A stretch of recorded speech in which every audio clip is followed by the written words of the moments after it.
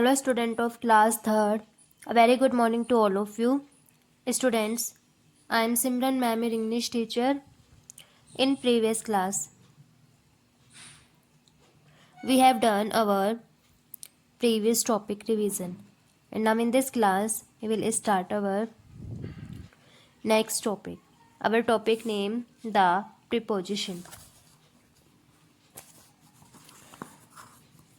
Some words show a relation between other words. कुछ words होते हैं जो कि रिलेशन शो करते हैं किसके साथ, अदर वर्ड्स के साथ. To understand it, look at the pictures and read the sentence carefully. आप इन पिक्चर्स को देखें एंड इन सेंटेंस को केयरफुली रीड करें.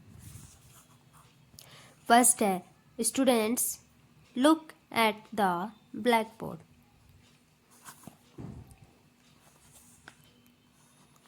Second, the students are in their class. Third, the child fell into the pit. Fourth, a glass is on the table. Fifth, a dog is near the boy. Sixth, a rat is under the table. Seventh, Shallow is going with her grandmother. And eighth, the monkeys jumped from the branch. Ninth, the students are going to the school. And 10th, the farmers of this village are hard workers. In the above sentence, जो हमारे पहले sentence थे, coloured words है वो हमारे क्या है, preposition है. प्रीपोजिशन फर्स्ट क्या थी हमारी, at. Show the relation between students and black board. ये किसका रिलेशन शो कर रहा है, स्टूडेंट और ब्लैक बोर्ड के बीच का रिलेशन शो कर रहा है. सेकेंड है in, shows the relation between the students and classes. और इन है ये किसका रिलेशन शो कर रहा है, स्टूडेंट और क्लास के बीच का रिलेशन शो कर रहा है. Into, shows the relation between the child and pit. Child and pit के बीच का रिलेशन शो कर रहा है. Into, on, shows the relation between glass and the table. यहाँ किस का रिलेशन शो कर रहा है, ग्लास और टेबल के बीच का रिलेशन शो कर रहा है. Near, shows the relation between a dog and boy. ये नियर किसके बीच का रिलेशन शो कर रहा है, डॉग और बॉय के बीच का रिलेशन शो कर रहा है. Under, shows the relation between a rat and the table. Under है वो किसके बीच का रिलेशन शो कर रहा है, रैट और टेबल के बीच का रिलेशन शो कर रहा है. With, shows the relation between Shalu and her grand mother. With, ये किसके बीच का रिलेशन शो कर रहा है, शालू एंड उसकी ग्रैंड मदर के बीच का रिलेशन शो कर रहा है. फोर्थ है from, shows the relation between the monkeys and the branch. किसके बीच का रिलेशन शो कर रहा है, मंकीज एंड ब्रांच के बीच का रिलेशन शो कर रहा है. नेक्स्ट है हमारा to, shows the relation between the students and the school. यहाँ स्टूडेंट और स्कूल के बीच का रिलेशन शो कर रहा है, टू. नेक्स्ट है of, shows the relation between the farmers and the village. यह विलेज और फार्मर के बीच का रिलेशन शो कर रहा है. Now it is the clear that the coloured word show the relation of one noun और प्रोनाउन. अब आपको ये क्लियर हो चुका है जो कलर्ड वर्ड्स है किसका रिलेशन शो कर रहा है, नाउन और प्रोनाउन के बीच में रिलेशन शो कर रहा है. विद अनोदर नाउन और प्रोनाउन, किसी अनोदर नाउन और प्रोनाउन से. Hence these words are preposition. इन वर्ड्स को हम क्या कहते हैं, preposition. A word use before a noun और प्रोनाउन, वह वर्ड जो कि नाउन और प्रोनाउन के बीच के पहले यूज़ किए जाते हैं. To show its relation with another noun और प्रोनाउन, किसी दूसरे नाउन और प्रोनाउन के बीच में रिलेशन शो करने के लिए. Is called the preposition. इसे हम क्या कहते हैं, प्रीपोजिशन कहते हैं. यह आपकी एक्सरसाइज है for your homework. Exercise A, fill in the blanks with proper preposition. First है, फर्स्ट मैं आपको बताती हूँ, लुक ब्लैंक दिस क्लॉक. तो इसमें क्या आ जाएगी, लुक एट दिस क्लॉक. आपको प्रीपोजिशन, जो आपको प्रीपोजिशन लगती है सूटेबल, वो आपको इसके इन फिलिंग द ब्लैंक्स में फिलअप करनी है. क्लियर है. नेक्स्ट है B, Pick out the preposition in the following sentences and the nouns or pronouns before which they are used. अब इसमें आपको प्रिपोजिशन बतानी है और नाउन और प्रोनाउन बताना है जिसके बीच रिलेशन है. A cat was sitting on the roof of a car. Preposition क्या आ जाएगी इसमें? On.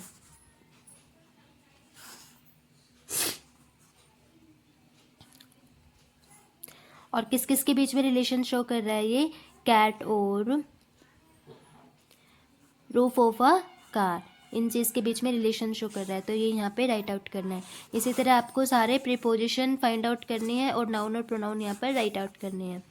And students, I hope you will understand this topic and this topic learn in your book. Thank you and have a nice day.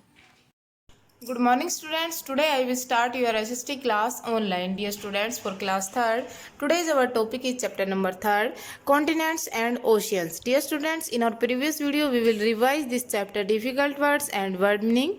I hope you learn completely, and today we will start the reading of this chapter. So let's start. As we know that about 71% of Earth's surface is covered by water and the rest is covered by land. ये हम सभी जानते हैं कि हमारी जो earth surface है उसका 71% एरिया वाटर से कवर है और बचा हुआ जो एरिया है वो लैंड से कवर है. The large land mass are called continent. जो बड़े बड़े लैंड मासेज हैं उन्हें हम कॉन्टिनेंट्स कहते हैं. There are 7 continents on the earth. हमारी अर्थ पर 7 कॉन्टिनेंट्स हैं. These are Asia, Africa, North America, South America, Europe, Australia and Antarctica. वो कौन कौन से हैं? Asia, Africa, North America, South America, Europe, Australia and Antarctica. Now Asia is the largest continent. Asia जो है वो सबसे बड़ा कॉन्टिनेंट है. There are many countries in a single continent. हमारे पास एक अकेले कॉन्टिनेंट के अंदर बहुत सारी कंट्रीज हैं, बहुत सारे देश हैं. India is a part of Asia. India जो है वो एशिया का पार्ट है. Australia is the smallest continent. Australia जो है वो सबसे छोटा कॉन्टिनेंट है. सो डियर स्टूडेंट्स, इस चैप्टर को हम आगे बाद में रीड करेंगे. पहले इस मतलब मैप के अंदर, वर्ल्ड के मैप में हम ओशियंस और कॉन्टिनेंट्स फिल करना बताते हैं आपको. मान लो ये हमारा वर्ल्ड का मैप है. इसके अंदर जो ग्रीन एरिया में दिखाया हुआ है ये हमारा सबसे बड़ा कॉन्टिनेंट है एशिया. ASIA. ये हमारा कौन सा कॉन्टिनेंट है? एशिया. एशिया के जस्ट वेस्ट में यूरोप, EUROPE. यूरोप हमारा कॉन्टिनेंट है. यूरोप के साउथ में अफ्रीका, AFRICA. हमारे कितने कॉन्टिनेंट्स हैं? 7 कॉन्टिनेंट्स हैं. तो फर्स्ट क्या फिल करेंगे हम? एशिया. सेकंड इज यूरोप और थर्ड अफ्रीका. अब यूरोप और अफ्रीका के वेस्ट में, नॉर्थ साइड में नॉर्थ अमेरिका और साउथ साइड में साउथ अमेरिका. तो north America and south America. Now next हमारा 6th कॉन्टिनेंट है. यहाँ पे ये सबसे छोटा, एशिया के साउथ ईस्ट में ऑस्ट्रेलिया. AUSTRALIA. ऑस्ट्रेलिया. नाउ सबसे नीचे साउथ में जो येलो कलर में शो किया हुआ एरिया है ये है हमारा अंटार्कटिका कॉन्टिनेंट. ANTARCTICA. अंटार्कटिका. तो 7 कॉन्टिनेंट्स हैं. फर्स्ट है Asia, second Europe, third Africa, fourth north America, fifth south America, 6th Australia और 7th अंटार्कटिका. अब इसके साथ साथ हम हमारे जो ओशियंस हैं उनको बताते हैं आपको. ओशियंस हमारे कौन कौन से? हमारे 5 ओशियंस हैं. 5 ओशियन कौन कौन से हैं? Pacific Ocean, Indian Ocean, Atlantic ocean, southern ocean and Arctic ocean. तो सबसे पहले पैसिफिक ओशियन. वर्ल्ड के मैप में दोनों साइड, क्योंकि हमारी जो अर्थ है वो राउंड होती है, जब इस एरिया को इससे मैच करेंगे तो ये एरिया क्या हो जाता है? ज्वाइंट होता है. तो पैसिफिक ओशियन वर्ल्ड के मैप में दोनों साइड, ईस्ट और वेस्ट, पैसिफिक ओशियन ईस्ट और वेस्ट दोनों साइड होता है half.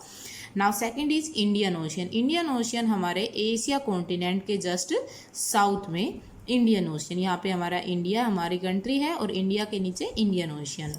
Now third is Atlantic ocean. Atlantic ocean Europe और अफ्रीका के वेस्ट में और नॉर्थ और साउथ अमेरिका के ईस्ट में, यानी कि नॉर्थ अमेरिका, साउथ अमेरिका और यूरोप और अफ्रीका के बीच में हमारा अटलांटिक ओशियन है. Now southern ocean is south में, हमारे सभी कॉन्टिनेंट्स के साउथ में सदर्न ओशियन है. ये अंटार्कटिका के नॉर्थ में पड़ता है, अंटार्कटिका कॉन्टिनेंट के चारों तरफ कौन सा ओशियन है? साउदर्न ओशियन है। नाउ फिफ्थ हमारा कौन ओशियन है? Arctic ocean. आर्कटिक ओशियन सभी हमारे जो वर्ल्ड का मैप है उसके अंदर सबसे नॉर्थ में, सबसे ऊपर के एरिया में हमारा कौन सा ओशियन है? Arctic Ocean. ARCTIC, Arctic Ocean. So dear students, 5 oceans fill किए। Pacific Ocean, Indian Ocean, Atlantic Ocean, Southern Ocean और आर्कटिक ओशियन। आपको ये एक ब्लैंक मैप लेना है इन वर्ल्ड का और उसके अंदर सभी कॉन्टिनेंट्स और सभी ओशियंस फिल करने हैं। So dear students, I hope you understand the continents and oceans. इस चैप्टर के रिमेनिंग पार्ट को हम नेक्स्ट वीडियो में रीड करेंगे। Thank you. Good morning students. Now we start our maths online classes for class 3rd. My dear students, in previous class our 4th chapter revision is complete. Today we will start a new chapter for revision, chapter number 5, multiplication. Students, इस chapter में हम multiplication devices करेंगे. Now students, in multiplication जिस number को हम multiply करते हैं वो क्या कहलाता है? मल्टीप्लिकेंट। और जिस नंबर से मल्टीप्लाई किया जाता है वो क्या कहलाता है? मल्टीप्लायर। और स्टूडेंट्स, 2 नंबर्स को मल्टीप्लाई करने के बाद जो आंसर आता है वो क्या कहलाता है? प्रोडक्ट। नाउ स्टूडेंट्स, आपको 2 से 20 तक टेबल अच्छे से लर्न करनी है। अगर आपको 2 से 20 तक टेबल अच्छे से लर्न होगी तो आप इस चैप्टर के क्वेश्चंस को इजीली सोल्व कर पाएंगे। Let we start our exercise 5.1। Question number first, find the product with the help of multiplication table. Student, question number first में हमें मल्टीप्लिकेशन टेबल की हेल्प से नंबर्स को मल्टीप्लाई करके आंसर राइट करना है। पार्ट 8, 13 मल्टीप्लाई बाई 2, 13 2 जा 26। बेटा आपको टेबल लर्न है तो आप इजीली उनको यहाँ राइट कर सकते हैं। अगर आपको टेबल लर्न नहीं है तो आप कैसे राइट करेंगे? पार्ट बी में गिवन है 19 मल्टीप्लाई बाई 7, तब आप साइड में इनको मल्टीप्लाई करेंगे 19 को 7 से और उसके बाद राइट करेंगे। 7 की टेबल कहाँ तक पढ़ेंगे? 9 तक। 7 9 जा 63, 3 and 6 कैरी, 7 1 जा 7 प्लस 6 कैरी 13। क्या है बेटा मल्टीप्लाई करने के बाद? 133। अब यहाँ राइट कर देंगे अब 133। 19 7 जा 133। नाउ स्टूडेंट, पार्ट ई 18 मल्टीप्लाई बाय 6, 18 6 जा 108। पार्ट एच 11 मल्टीप्लाई बाय 9, 11 9 जा 99। पार्ट के 19 मल्टीप्लाई बाय 3, 19 3 जा 57। I think students you understand. Now we do next question. Question number second. Question number second, compare the following and put greater than, less than और equal sign. Student, question number second में हमें given numbers को compare करना है और greater than, less than, equal to के signs write करने हैं student. Now student, part A में given है 14 multiply by 6, box 13 multiply by 5. Student, 14 6 क्या होता है? 84। 13 5 से क्या होता है? 65। बेटा अब आप इजीली बता सकते हैं कौन सा नंबर ग्रेटर देन है? 84। So student, 14 multiply by 6 greater than 13 multiply by 5। Greater than का साइन स्टूडेंट्स यहाँ राइट कर देंगे। स्टूडेंट, जो नंबर बड़ा होगा उस साइड इस साइन की ओपन साइड होगी और जो नंबर छोटा होगा उस साइड इस साइन की कॉर्नर साइड होगी। Now student, part B 15 multiply by 7, box 18 multiply by 9। 15 7 जा 105, 18 9 जा 162।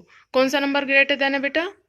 162। 105 से बड़ा है तो ये साइन राइट कर देंगे students. Means 15 multiply by 7 less than 18 multiply by 9। Now student, part E 12 multiply by 5, box 11 multiply by 4। 12 5 जा 60, 11 4 जा 44। कौन सा नंबर बड़ा हुआ बेटा? 60। वो 44 से बड़ा है तो ये साइन राइट कर देंगे। Means 16 greater than 44। Now student, part H 16 multiply by 9, box 18 multiply bye 8। 16 को 9 से मल्टीप्लाई करेंगे तब क्या आएगा? 144। 18 को 8 से मल्टीप्लाई करेंगे तब क्या आएगा? 144। दोनों नंबर्स बेटा इक्वल है तो इक्वल का साइन राइट कर देंगे। I think students you understand, so you can easily revise your complete exercise 5.1। Thank you students, have a nice day. Morning students, मैं मुकेश मैडम, आपकी हिंदी अध्यापिका MLP इंटरनेशनल स्कूल राजपुरा से। बच्चों कक्षा तीसरी में आज मैं करा रही हूँ पाठ 7, सर्वनाम। बच्चों, आपकी अध्यापिका कक्षा में हाजिरी कैसे लेती है? अध्यापिका व्यास। व्यास कहता है अध्यापिका मतलब किसी छात्र का नाम बुलाती है, जैसे यहाँ उदाहरण दिया गया व्यास। अब जो छात्र है व्यास वो कहता है मैं हाजिर हूँ। अध्यापिका सोनिया भी कहती है मैं हाजिर हूँ। ध्यान दें यहाँ बच्चे अपने लिए मैं कह रहे हैं।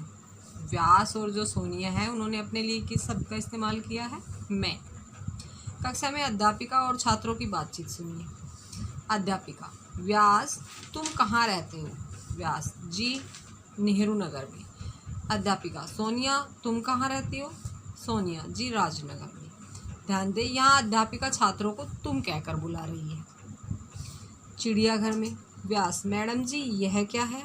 अध्यापिका, यह मगरमच्छ है। सोनिया, मैडम जी वह क्या है? अध्यापिका, वह कंगारू है। तो ध्यान दें यहाँ प्राणियों के लिए यह और वह का प्रयोग किया गया है। मैं, तुम, यह, वह आदि सर्वनाम शब्द है। सर्वनाम का अर्थ है सबका नाम। संज्ञा एक ही वस्तु या एक ही तरह की वस्तुओं का नाम है और सर्वनाम सभी वस्तुओं के लिए एक नाम है। तो क्या परिभाषा बनेगी सर्वनाम की? संज्ञा के स्थान पर प्रयोग में आने वाले शब्द सर्वनाम कहलाते हैं। क्या बताया मैंने? संज्ञा के स्थान पर प्रयोग में आने वाले शब्द सर्वनाम कहलाते हैं। सर्वनाम में पुरुष। हिंदी में 3 तरह के सर्वनाम होते हैं, मैं, तुम, वह। मैं का प्रयोग अपने लिए करते हैं। तुम का प्रयोग उसके लिए करते हैं जिससे बात की जा रही है। और वह का प्रयोग अन्य सभी लोगों के लिए करते हैं। पहचान के लिए इन तीनों को अलग अलग नाम दिए जाते हैं। मैं को उत्तम पुरुष यानी जो शब्द अपने लिए प्रयोग किया जाता है उसको कहते हैं उत्तम पुरुष। तुम यानी जो शब्द जिससे बात करते हैं यानी सामने वाले के लिए इस्तेमाल किए जाते हैं वो होता है मध्यम पुरुष। और वह जो किसी अन्य के लिए इस्तेमाल किए जाते हैं वो उसको क्या नाम दिया गया है? अन्य पुरुष। तो कितने पुरुष बताए सर्वनाम में? 3। मैं, तुम और वह। आगे है लिंग। मैं का प्रयोग स्त्री और पुरुष दोनों करते हैं। तुम का प्रयोग भी स्त्री और पुरुष दोनों के लिए किया जाता है। इसी प्रकार वह भी दोनों लिंगों के लिए प्रयोग होता है। सर्वनाम के लिंग को क्रिया से पहचाना जा सकता है। जैसे मनु तुम कहाँ जा रहे हो? जा रहे हो क्रिया है, इसका मतलब क्या है कि वो पुल्लिंग है। निधि तुम कहाँ जा रहे हो? यहाँ क्या क्रिया है? रही हो, तो इसका मतलब ये स्त्रीलिंग है। वह बालक रो रहा है, मतलब क्या है? ये पुल्लिंग है, रहा है से। और वह बालिका रो रही है या रही है क्रिया का प्रयोग हुआ है, मतलब ये स्त्रीलिंग है। तो सर्वनाम की जो पहचान किससे होती है? स्त्री और पुरुष में उसकी क्रिया से। इससे स्पष्ट होता है कि सर्वनाम के शब्द रूप में लिंग के कारण कोई परिवर्तन नहीं होता। अब आता है वचन। सर्वनाम शब्द दोनों वचनों में आते हैं, एक वचन में और बहुवचन में। उत्तम पुरुष में हम एक के लिए मैं का इस्तेमाल करते हैं और अधिक के लिए हम का। मध्यम पुरुष में एक के लिए तुम का और अधिक के लिए आप का। अन्य पुरुष में यह वह एक वचन के लिए प्रयोग होता है और ये और वे बहुवचन के लिए प्रयोग होता है। इसका मतलब कि सर्वनाम में वचन बदलते हैं। ध्यान रखिए, बड़ों से बात करते समय आप बोलते हैं, उनके बारे में बात करने के लिए ये वे का प्रयोग करते हैं, अर्थात आदर देने के लिए बहुवचन का प्रयोग किया जाता है। कौन, क्या, कोई, कुछ, ये भी सर्वनाम शब्द है। वाक्य में सर्वनाम पद। हम पढ़ चुके हैं कि वाक्य में आने पर कुछ शब्द बदल जाते हैं।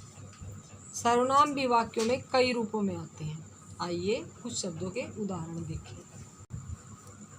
सर्वनाम मैं, हम, तुम, आप, वह, वे, कौन और कोई, ये सर्वनाम शब्द है। यदि हम ने का प्रयोग करेंगे तो मैं से बन जाएगा मैंने, हमसे हमने, तुमसे तुमने, आपसे आपने। ऐसे ही को का प्रयोग करेंगे तो मुझको, हमको, तुमको, आपको, उसको, किसको। में का प्रयोग करते हैं तो मुझ में, हम में। ऐसे ही पर का प्रयोग मुझ पर, से होगा मुझसे, और का प्रयोग करने पर होगा मेरा, हमारा, तुम्हारा, आपका, उसका, उनका। इस तरह से हम इनका प्रयोग करेंगे। अब आगे आता है सर्वनाम के भेद। सर्वनाम के कई भेद होते हैं, लेकिन इस कक्षा में हम 4 भेदों के बारे में ही जानेंगे। 4 भेदों का ही अध्ययन करेंगे। पहला भेद है पुरुषवाचक सर्वनाम, दूसरा है निश्चयवाचक सर्वनाम, और फिर आगे है अनिश्चयवाचक, और चौथा भेद है प्रश्नवाचक। पुरुषवाचक, निश्चयवाचक, अनिश्चयवाचक और प्रश्नवाचक। पुरुषवाचक सर्वनाम क्या होता है? जो सर्वनाम शब्द बोलने वाले, सुनने वाले या जिसके बारे में बात की जा रही है उनके लिए प्रयोग किए जाते हैं, वे पुरुषवाचक सर्वनाम कहलाते हैं। बोलने वाले, सुनने वाले और जिसके बारे में बात करते हैं। बोलने वाला अपने लिए क्या प्रयोग करेगा? मैं पार्क में खेलता हूँ। और जो सुन रहा है उसके लिए तुम कहाँ खेलते हो। और किसी अन्य के लिए वह गली में ही खेलता है। ठीक है, तो पुरुषवाचक सर्वनाम किस किस के लिए प्रयोग होता है? बोलने वाले के लिए, सुनने वाले के लिए और जिसके बारे में बात की जा रही है उसके लिए। निश्चयवाचक सर्वनाम क्या होता है? जो सर्वनाम किसी व्यक्ति या वस्तु की ओर निश्चित संकेत करे, पक्की जानकारी दे, निश्चित जानकारी दे, उसे निश्चयवाचक सर्वनाम कहते हैं। जैसे यह मेरी पुस्तक है, तुमने क्यों ली। उसको पता है कि यह पुस्तक उसकी है, मतलब उसको निश्चित जानकारी है, पूरी जानकारी है, तो जो यह शब्द है वो निश्चयवाचक सर्वनाम है। अनिश्चयवाचक सर्वनाम क्या होता है? जो सर्वनाम किसी विशेष व्यक्ति या वस्तु के बारे में निश्चित रूप से नहीं बताते। निश्चयवाचक में निश्चित रूप से संकेत करते हैं और अनिश्चयवाचक में निश्चित रूप से नहीं बताते, वे अनिश्चयवाचक सर्वनाम कहे जाते हैं या उन्हें अनिश्चयवाचक सर्वनाम कहा जाता है। इस तरह से भी आप कह सकते हैं, जैसे पिताजी से मिलने कोई आया है, ये नहीं पता कौन आया है, मतलब कि निश्चित रूप से जानकारी नहीं है। पानी में कुछ गिर गया है, यहाँ कुछ जो शब्द है वो निश्चित जानकारी नहीं दे रहा है, इसलिए कोई और कुछ शब्द अनिश्चयवाचक सर्वनाम कहे जाएंगे। इसके बाद आता है प्रश्नवाचक सर्वनाम। जो सर्वनाम किसी व्यक्ति या वस्तु के बारे में प्रश्न पूछने के लिए प्रयोग किए जाते हैं उन्हें प्रश्नवाचक सर्वनाम कहा जाता है। जैसे तुम्हारा भाई क्या काम करता है, राम के घर कौन आया है, यहाँ क्या और कौन शब्द प्रश्न पूछने के लिए प्रयोग किए गए हैं, तो ये प्रश्नवाचक सर्वनाम है। तो बच्चों, ये पाठ मैंने आपको पढ़ाया है। आप सभी को अपनी पुस्तक से सर्वनाम किसे कहते हैं, सर्वनाम के कितने भेद होते हैं, उनकी परिभाषा, ये सब आपको अच्छे से पढ़ना है और याद करना है। तो बच्चों, कल फिर मिलते हैं, तब तक के लिए धन्यवाद।